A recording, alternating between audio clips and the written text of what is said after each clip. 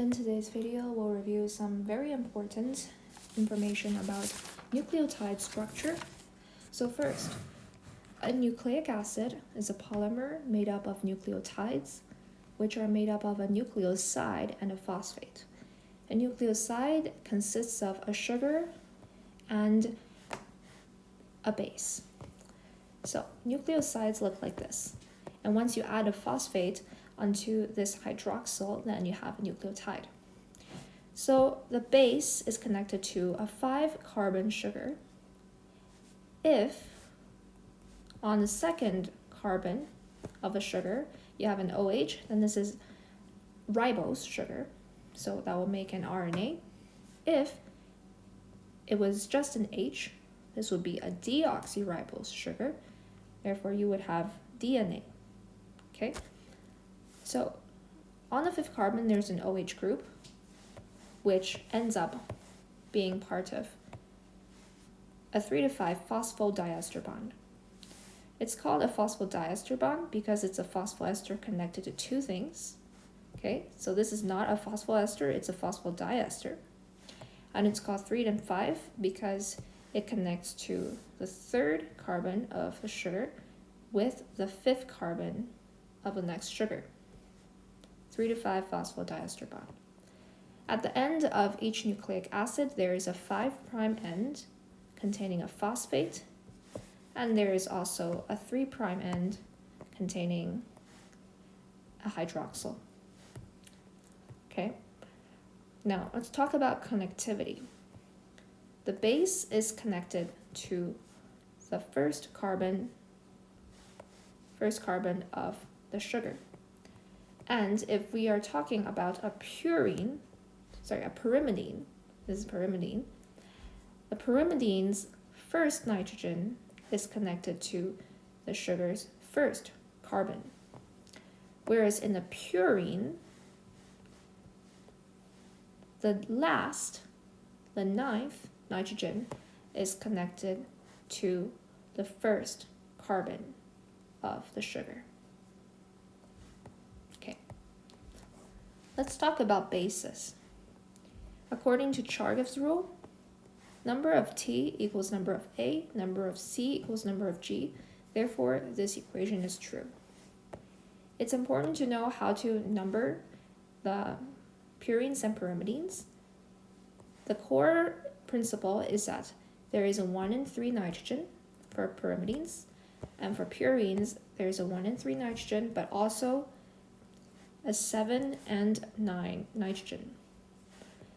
In these purines, numbering starts from 1 nitrogen, goes inside the ring, and when you get to 6, you jump to the next ring, jump to a smaller ring, jump onto nitrogen 7 until nitrogen 9. Between these bases, they can hydrogen bond, and the hydrogen bond involves the carbonyls and amino groups.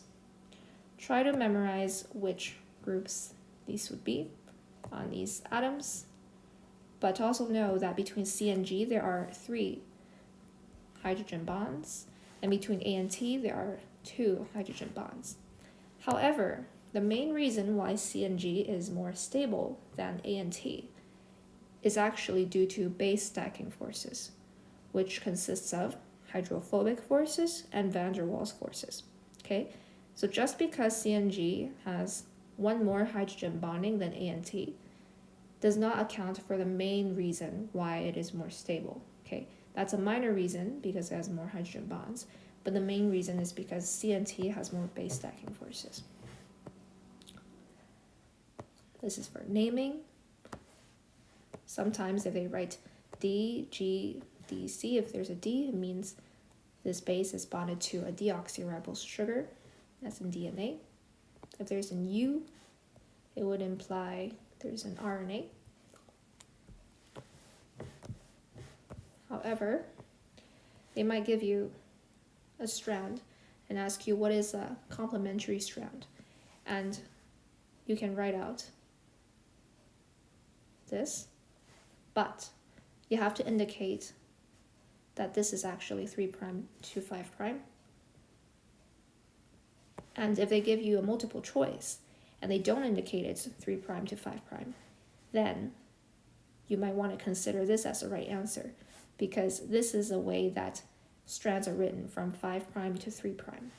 So if they ask you what is a complementary strand of this, and on a multiple choice they don't indicate the directions, then this would actually be the complementary strand because of the writing conventions are written from 5' to 3'. Now, the last thing I want to talk about is alkaline hydrolysis of RNAs, which is putting RNA in pH of over 10 and hydrolysis it with water. And this only happens with RNA, therefore, RNA is less stable than DNA. And this only happens with RNA because it has a hydroxyl group on the second carbon of its sugar. The product of alkaline hydrolysis of RNAs, and we have a dinucleotide example here, is such that first you will get a diphosphate or a bisphosphate, and the second product is cytidine. So you get a nucleoside and you get a di or bisphosphate. Okay, and this is guanosine diphosphate, and this wouldn't be in an RNA, so there wouldn't be a deoxyribose. So the thing is, this phosphate can actually be on the 3' or the 2' of the RNA sugar, because both 3' and 2' has a hydroxyl, which the phosphate can attach onto. So you can have a 5' 3' diphosphate or 5' 2' diphosphate. So this would be the 5', this would be the 5', the 5' carbon of the sugar, and then this would be the 3'. But if you draw the chemistry, depending on the leaving group, and if this were an OH, technically the phosphate portion can also attach onto this second prime, 2' of the sugar, yes. And if we hydrolysis this, essentially you will return the hydroxyl on the sugar, so that gives you a nucleoside. So the alkaline hydrolysis of a dinucleotide RNA is such that you get a bisphosphate and a nucleoside.